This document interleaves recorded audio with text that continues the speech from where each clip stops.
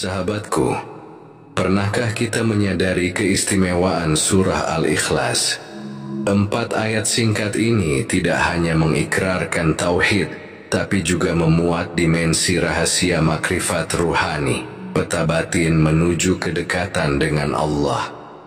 Menurut Imam Al-Ghazali, 4 ayat dalam surah ini bukan hanya sekedar bacaan, tetapi pancaran energi yang selaras dengan keberadaan 4 malaikat dalam dimensi rohani manusia.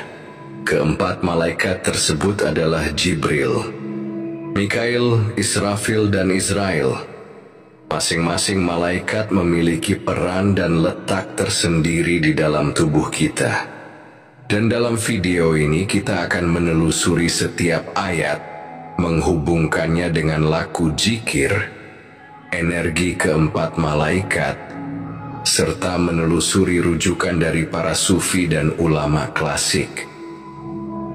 Tapi sebelum Anda menyimak lebih lanjut video ini, silahkan subscribe channel ini agar tetap bisa menghadirkan video-video tentang Islam dan kehidupan spiritualnya.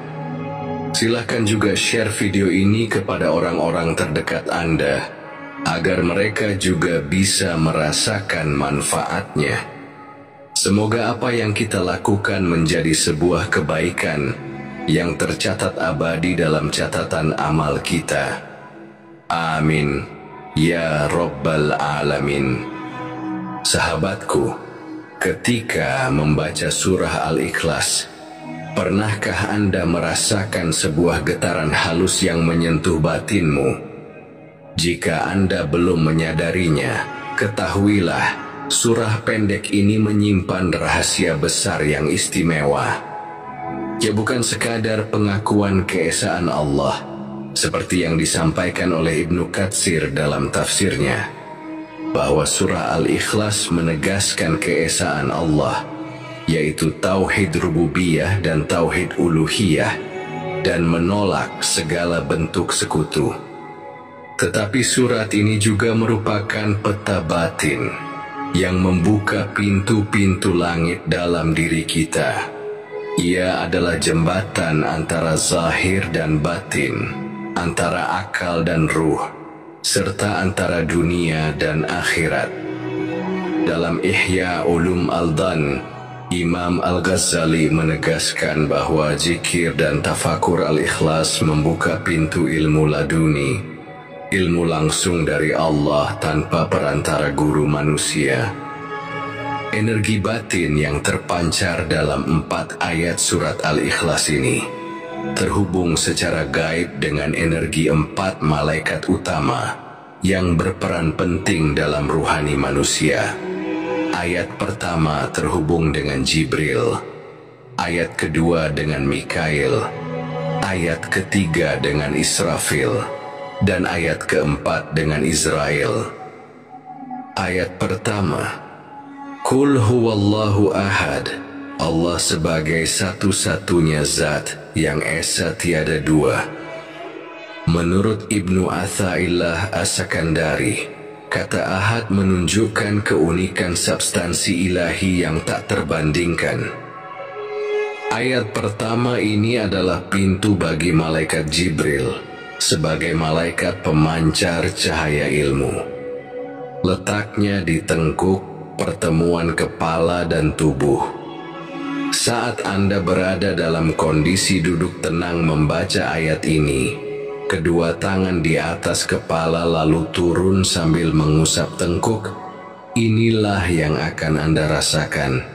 Hati menjadi peka, pikiran jernih, dan intuisi sejati muncul. Dengan membaca ayat ini, akan tumbuh kesadaran tauhid dan terbukanya pintu-pintu ilmu laduni. Ayat kedua, Allahus Samad, Allah sebagai tempat bergantung semua makhluk. Menurut Al-Qurtubi, Samad bermakna zat yang menjadi tempat bergantung segala makhluk. Bagi Ibnu Arabi, Allahus Samad adalah pintu sufistik yang menyadarkan kita bahwa segala kebutuhan hanyalah kepadanya, menghapus ilusi kemandirian ego. Ayat kedua ini adalah jalur energi malaikat Mikail sebagai malaikat pengatur rezeki dan unsur air dalam tubuh. Letaknya di antara pusar dan kelamin. Saat Anda membacanya dengan duduk bersila, kedua tangan di pusar, lalu berserah diri kepada Yang Maha Kuasa, inilah yang akan terjadi pada dirimu. Getaran frekuensi batin yang selaras dengan aliran kehidupan. Rezeki batin Anda akan terbuka dan dipenuhi limpahan ketenangan, kesehatan, dan keberlimpahan batin. Ayat ketiga, lam yalid walam yulad. Allah itu tidak beranak dan tidak pula diperanakan. Ibnu Katsir menegaskan bahwa Allah tidak memiliki sebab keturunan, sebuah makna metaforis bahwa tidak ada proses biologis dalam hakikat ilahi. Jalaluddin Rumi dalam Masnawi membandingkan lafaz lam yalid walam yulad dengan cermin tak terpecah. Pancaran cinta ilahi tidak terputus, tak terulang, dan tak terwariskan. Ayat ketiga ini adalah kunci malaikat Israfil sebagai penghubung kehidupan dan kesadaran. Letaknya di paru-paru kanan. Bacalah sambil menarik napas dalam-dalam. Tarik napas panjang sambil membaca lam yalid. Hembus perlahan sambil membaca walam yulad. Biarkan napas menjadi zikir hidup.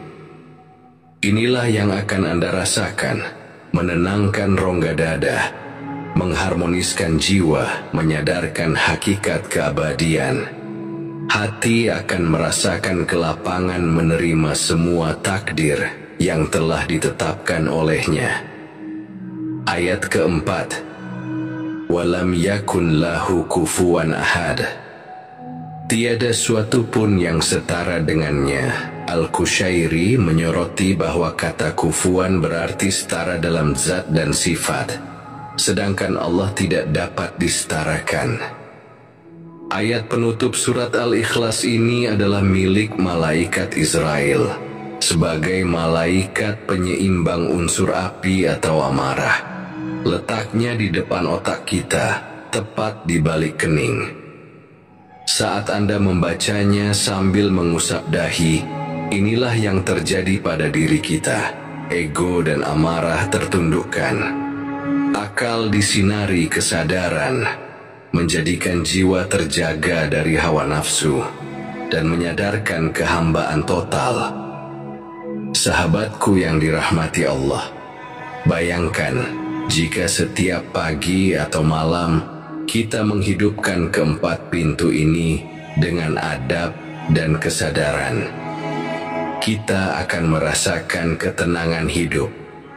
Bahkan ketika dihadapkan dengan ujian atau masalah, karena terbukanya pintu-pintu penerimaan akan ketetapan Allah dalam hati kita. Kita akan senantiasa disinari oleh cahaya keikhlasan dalam setiap tindak tanduk perilaku keseharian. Dan secara spiritual, kita tumbuh seperi pohon yang berakar kokoh di bumi, tetapi pucuk-pucuknya menjulang ke langit. Sahabatku, sebagai penutup, surah Al-Ikhlas bukan sekadar bacaan pendek.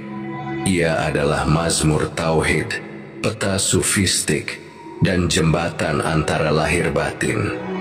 Dengan menghidupkan setiap ayat melalui laku zikir, kita mengaktifkan sinergi malaikat Jibril, Mikail, Israfil, dan Israel dalam diri. Semoga kita mampu mengamalkannya secara istiqomah dalam kehidupan, sehingga meraih berbagai keistimewaan dari surat ini. Silahkan bagikan video ini kepada yang lain, agar mereka juga memperoleh pencerahan yang berharga, manfaat yang tak terduga, dari rahasia besar makrifat surat Al-Ikhlas.